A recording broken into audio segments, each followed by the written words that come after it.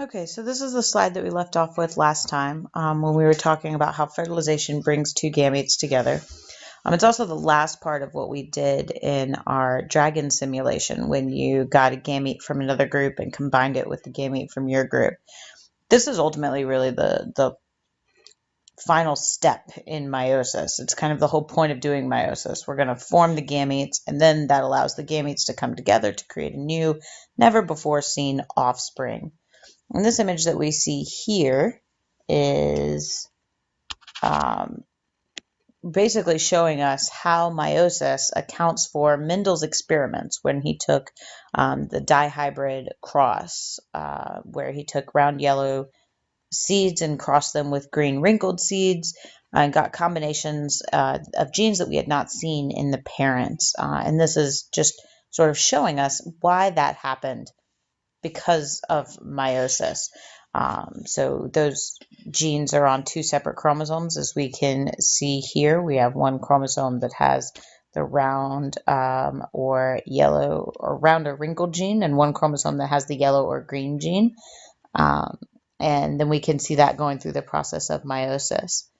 We see a couple of events happening in that meiosis. We see the law of segregation occurring, which says that the two alleles that the parent have in their genotype are going to separate during gamete formation, and we know that that happens during anaphase, and it happens during anaphase 1 because that is where the homologous chromosomes actually separate, not the sister chromatids. Remember, they're exact copies of each other.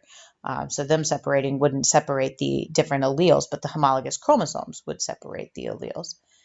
And then the other event that we see happening is the law of independent assortment, which happens at metaphase 1, which is when they line up on the metaphase plate. We can see here that they line up irregardless of what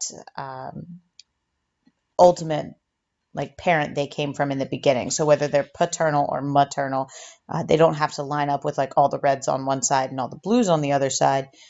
They line up randomly, and that causes for independent assortment. There's one other contributor to independent assortment, and that is crossing over. Crossing over increases independent assortment by causing more mixing up of the genes. So you really have two mechanisms that account for the law of independent assortment, which were the two laws that Mendel came up with just by observing the results of reproduction in these pea plants, which is what makes him so remarkable, is that he didn't know what was going on in the cell, but he was still able to sort of figure out these laws.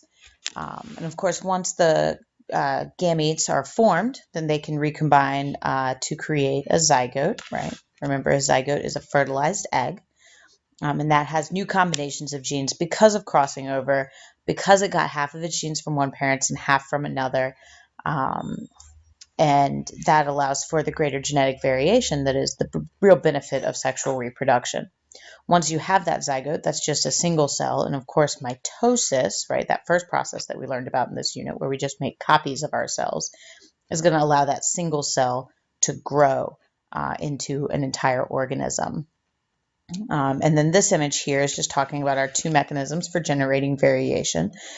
Those are basically independent assortment and crossing over, right? Between crossing over and independent assortment, we get a huge variety of different possibilities. So independent assortment is here, and really crossing over is here. So we'll erase that over here.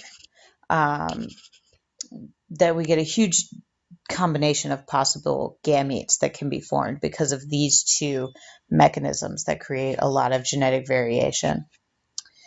So then that brings us to the next topic, which is talking about what happens when meiosis goes wrong, because sometimes there are mistakes in meiosis, and that causes variation, but it's not caused by alleles. It's caused by having the wrong number of chromosomes, sort of an unusual number of chromosomes. Often, the kinds that we see most often are referred to as trisomies. which means having 3 of a chromosome. We're supposed to have 2 of each chromosome. But if you have 3 of a chromosome, then that causes a whole host of symptoms that are connected to whatever genes are located on that chromosome. So if the chromosome carries a gene for like eye color, hair color, and skin color, and you had 3 of that, it would affect those 3 genes. Eye color, skin color, and hair color would be the things that were affected. And so it all depends on what the genes are on that chromosome in particular. This trisomy is usually caused by an error that occurs in meiosis, which is called a non-disjunction error. Now that just means not coming apart, right? So junction is to be joined, dis would be to come apart, and this is not coming apart. So a non-disjunction error during meiosis. So basically, something is supposed to split and it doesn't. So that could be either a homologous chromosome during meiosis 1 or sister chromatids during meiosis 2. And that can result in either extra chromosomes, like we see in these cells here, or not enough chromosomes, where you only have 1 of them instead of the 2 copies, which is what we see here. And of course, like we said, the effects of that having an extra chromosome or missing 1 chromosome is going to depend entirely on which chromosome it is that we're talking about. So here we have 2 pictures of some of the more common trisomies, things that people are born with that they actually survive with. This particular one is called trisomy 13, and this one is a picture of a little boy with trisomy 21, more commonly known as Down's syndrome. You can see these trisomies in their karyotypes. Remember, a karyotype is just a picture of all of the chromosomes that an individual has. And if we look at the karyotype for this little girl, we see all of the sort of chromosomes here have their normal pairs until we get to chromosome 13, where there are actually 3 copies of that chromosome. And that's what the trisomy is. It's the 3 copies of a single chromosome. And we can see that she has some developmental abnormalities because of this. Trisomy 13 involves some symptoms in the arms. So we can see here how her arm development has been sort of stalled because of those 3 chromosomes. We can see some facial features as well that are affected by that chromosome. And if we look at the karyotype for this little boy with Down syndrome, again, up until we get to chromosome 21, everything seems really normal. There's sort of 2 of each chromosome. Everything's looking good. But then we get to chromosome 21, and there are 3 of them. So that tells us that this little boy was born with trisomy 21, like we said, more commonly known as Down syndrome. And that is the cause of sort of the facial structures that we pretty much recognize as the face of somebody who's born with Down syndrome. There are some developmental issues in terms of the tongue's development, which causes a particular speech impediment, and obviously some genes on chromosome 21 that have to do with mental development as well, so that there is an amount of sort of mental disability with Down syndrome. These are all, of course, caused by those non-disjunction errors. And we can see a non-disjunction error in meiosis 1 in this picture here, where a homologous chromosome fails to separate. And so that ends up with one daughter cell here that has 3 chromosomes that are going to be split. See the sister chromatids splitting apart in meiosis 2. And one daughter cell that only has 1 chromosome, which results in all of the gametes being messed up. We have 2 that have extra chromosomes and 2 that have too few chromosomes. So all 4 of the gametes in that situation are not normal. Whereas if the non-disjunction event happens in meiosis 2, as in this picture here, then our homologous chromosomes separated just fine, but we had a mistake in one of the sister chromatid splitting. This sister chromatid pair split just fine. These all split just fine, but this one did not. And so that results in one cell, one of our 4 gametes being produced with too many chromosomes, one being produced with too few, but 2 being produced with just the right amount. So typically a non-disjunction event in meiosis II is less severe because it messes up fewer of the gametes. So only half of the gametes are messed up if the non-disjunction occurs in meiosis II. Now, many of you might be familiar with the fact that things like Down syndrome are more common when mothers are older. And it may be because the older a mother is, because a woman is born with sort of all of her eggs that she's going to have, that because the eggs have been around for longer, that these non-disjunction events are more common or more likely to happen in an older woman than in a younger woman. So usually that rise in Down syndrome probability occurs around 35 years old. Once a woman hits 35 years old, the chance of her having a child with Down syndrome, which is one of the more common trisomies, increases a little bit, and then it increases every year after that. So sort of something to keep in mind, that it's possible that those non-disjunction events become more common in the later years of sort of a gamete development.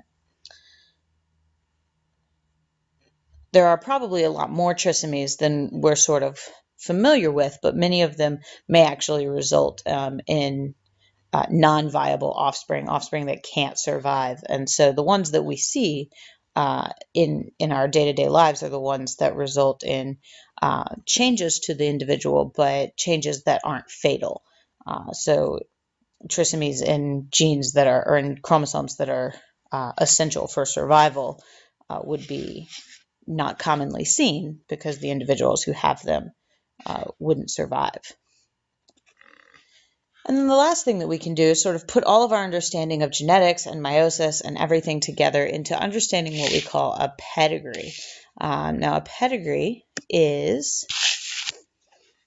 basically the process of tracing a trait through a family tree. So it's basically like building a family tree, but then looking specifically at a trait as it goes through that family tree. And remember, we've got some key vocabulary words that we need to remember.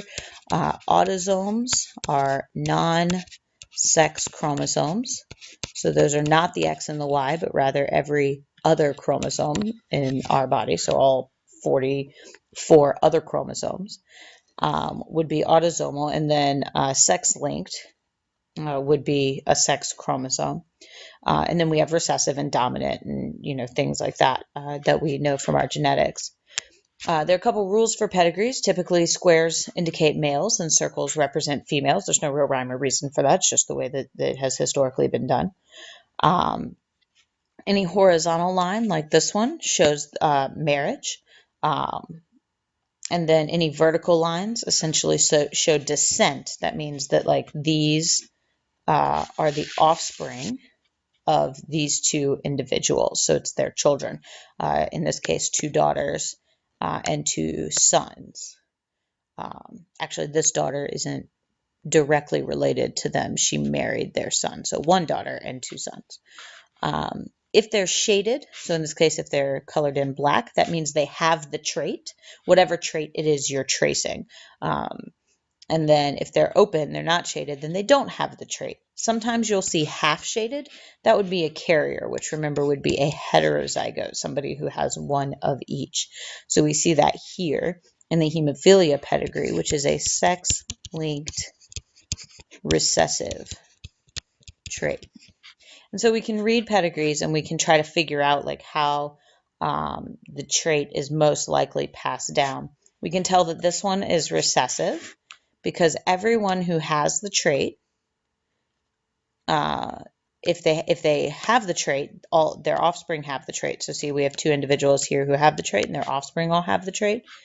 And the other way that we can tell is that there is one individual, this is the real deciding factor, who was born of 2 parents who don't have the trait. If you ever see that, 2 parents who don't have the trait having an offspring that does, the only way that that can happen is if it's a recessive trait and each of these individuals was heterozygous for that trait, then their offspring could come out homozygous recessive. And that's basically how we read